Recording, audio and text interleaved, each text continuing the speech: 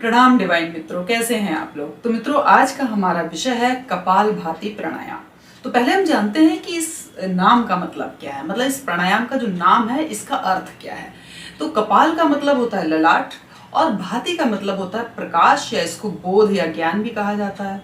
मतलब वह अभ्यास जिससे हमारे मस्तिष्क का अग्रभाग यानी कि ललाट वो प्रकाशवान हो या फिर ज्ञानवान हो। तो इसे कई बार हम कपाल शोधन का नाम भी देते हैं। अब हम बात करते हैं कि इसके फायदे क्या क्या हैं, इससे लाभ क्या क्या है। तो सबसे पहला जो लाभ है वो है ये हमारे फेफड़ों को, लंग्स को बिल्कुल क्लींस करता है, उसको स्वच्छ कर देता है। तो स्वच्छ करने का मतलब यहाँ पे ये हुआ कि आपकी फेफड़ों से रिलेटेड जो भी बीमारियां होती हैं, जैसे कि ट्यूबरकुलोसिस हो गया लंग्स का, या फिर ब्रोंकाइटिस हो गया, तो इन सारी बीमारियों में बहुत हेल्पफुल होता है। दूसरा, ये हमारे डाइजेस्टिव ऑर्गन्स को बहुत स्ट्रॉन्ग करता है। तो जो भी हमारे पाचन तंत्र से रिलेटेड जो भी हमारे अंग होते हैं उनको स्ट्रॉन्ग करता है। अब बात करते हैं इसका आध्यात्मिक फायदा क्या क्या है। आध्यात्मिक फायदा ये कि हमारी इड़ा और पिंगला को शुद्ध करता है, और उससे क्या होता है हमारे मन के अंदर ऊर्जा ही ऊर्जा हो जाती है। तो मतलब इसका आध्यात्मिक फायदा भी है, शारीरिक फायदा भी है। अब हम बात करते हैं कि इसकी प्रोसेस क्या है। वैसे बहुत ही सिंपल, अधिकतर लोग जानते हैं, लेकिन इसकी बस छोटी सी टेक्निक है वो समझनी होती है। तो इसमें हमें क्या करना, सबसे पहले जो पूरक हम करते हैं यानी कि जो हम सांस को लेते हैं वो हमें थोड़ा डीप लेना है, पूरा गहरी सांस लेना है। लेकिन जब हम सांस को बाहर निकालेंगे तो हमें थोड़े झटके के साथ निकालना है। जैसे नोज ब्लो करते हैं ना, तो पेट से झटका देके अंदर करेंगे। तो जब पेट को अंदर झटका देंगे तो सांस बाहर आ जाएगी। हमें इसमें ध्यान ये रखना है कि जो पहली सांस लेंगे वो तो हम डीप ब्रेथ करेंगे यानी कि पूरक करेंगे पूरा अच्छे से, लेकिन जब हम उसको बाहर निकाल लेंगे उसके बाद हमें पूरक एक भी नहीं करना है। पूरक जो है यानी कि जो इनहेलेशन है वो ऑटोमेटिक होगा, क्योंकि जैसे ही सांस लेके हम उसको झटके देंगे पेट से, तो जब बाहर निकलेगी तो जैसे हम पेट वापस पोजीशन में आता है एब्डोमेन, तो सांस ऑटोमेटिक अंदर आ जाती है। तो यानी कि हमें पूरक नहीं करना, पूरक सिर्फ फर्स्ट टाइम पहली ब्रेथ में करना है, बाकी पूरे में हमें पूरक नहीं करना। सिर्फ रेचक में हमें बल लगाना है, थोड़ी फोर्स लगाना है, लेकिन हमें पूरक के लिए कोई फोर्स नहीं लगाना, कुछ भी कोशिश भी नहीं करनी, वो ऑटोमेटिक होगा। जैसे कि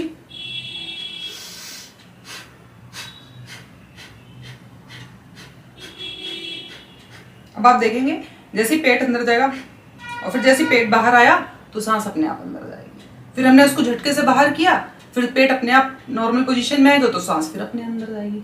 तो बस आपको ये ध्यान रखना है कि इसकी पहली जो ब्रेथ है वो आपको डीप लेनी है, बाकी ब्रेथ में आपको कुछ भी नहीं कोशिश करनी, वो ऑटोमेटिकली इनहेल होता रहेगा, आपको बस एक्सहेल पे ध्यान देना है। तो ये तो हो गया हमारा कपालभाति। अब इसमें जो पोजीशन है वो आपको पता ही है, आप किसी भी ध्यानात्मक आसन में बैठ सकते हैं, लेकिन कपालभाति के लिए पद्मासन जो है वो सबसे अच्छा माना गया है। तो अगर आप नहीं बैठ सकते आप सुखासन में बैठ सकते हैं, किसी भी आसन में बैठ सकते हैं। मेन है आप सीधा बैठें, कमर सीधी रखें, फेस आपका सीधा रहना चाहिए। वो तो सारे प्राणायाम में पता ही है आपको। हाथों को आप चिन्ह मुद्रा में या ज्ञान मुद्रा में रख सकते हैं। कई बार हम लोग तो भैरवी मुद्रा में भी रखते हैं, भैरव मुद्रा इसको बोलते हैं, तो इसमें भी अच्छा रहता है। और रही बात इसकी कि इसको कब करना है, वही है सुबह 4 से 6 के बीच में कीजिए। अगर आपको समय नहीं मिलता है तो आप कभी भी करें, खाना खाने के बाद ना करें, 2.5 या 3 घंटे के बाद आप कर सकते हैं। आप यहाँ पे एक बात और समझा देते हैं कि जो कपालभाति और जो भस्त्रिका, इन दोनों में डिफरेंस क्या है। भस्त्रिका में आप देखते हैं कि हम सांस लेते हैं और सांस छोड़ते हैं, तो दोनों में ही हम थोड़ा फोर्स यूज करते हैं। मतलब सांस लिया तो भी ताकत से थोड़ा खींचा, छोड़ा तो भी। तो रेचक और पूरक दोनों बलपूर्वक होते हैं, तो हमें लंग्स को पूरी स्ट्रेच करने के लिए हमें पूरा पावर लगाना पड़ता है। लेकिन कपालभाति में क्या होता है कि हमें पूरक नहीं करना पड़ता, सिर्फ हमें रेचक पे ध्यान देना होता है। पूरक अपने आप ऑटोमेटिकली हो जाता है, केवल फर्स्ट ब्रेथ में पूरा हमें डीप ब्रेथ लेनी होती है, उसके बाद हमें कोई भी इनहेलेशन नहीं करना होता है। तो दोनों में ये डिफरेंस है। और जो ये इसके बात आती है कि कितना करना चाहिए, तो इसके लिए आप 10-10 की 3 साइकिल पहले शुरू कर लें, फिर जब जैसे जैसे प्रैक्टिस अच्छी हो जाए तो आप 20-20 की साइकिल कर सकते हैं। पहले 3 साइकिल कीजिए 20-20 की, फिर आप 5 साइकिल कर सकते हैं। नेक्स्ट पॉइंट हम इस पे बात करेंगे कि अब सजगता, कि जब हम इसको करें तो हमारा कंसंट्रेशन, हमें किस पे ध्यान, हमारा फोकस किस पे होना चाहिए। तो अगर शारीरिक रूप से बात की जाए तो आपका फोकस होना चाहिए आपकी ब्रेथ पे और आपकी काउंटिंग पे, ये तो रहेगा ही। और अगर हम आध्यात्मिक रूप से बात करें तो आप देखेंगे जब आप एक्सहेल करते हैं तो आप देखेंगे कि जो आपका मूलाधार चक्र है वो अपने आप सिकुड़ता है थोड़ा सा। तो आपका जो आध्यात्मिक सजगता यहाँ पे रहती है वो मूलाधार है। और मित्रों, ये जो प्राणायाम है किसको नहीं करना है ये भी समझ लेते हैं एक बार, ये प्राणायाम जिनका हाई बीपी है, जिनको हार्ट की कोई प्रॉब्लम है, जिनको गैस्ट्रिक अल्सर है, हर्निया है, उन लोगों को ये प्राणायाम नहीं करना है। और ये प्राणायाम लंग्स के लिए, जिनको लंग्स की कुछ प्रॉब्लम है, उनके लिए फायदेमंद होते हैं। तो ये तो रही बात कि किसको करना है और किसको नहीं करना है। तो इस तरीके से ये पूरा हमारा आज हमने बात की कपालभाति प्राणायाम पे। तो इसकी आप प्रैक्टिस कीजिएगा।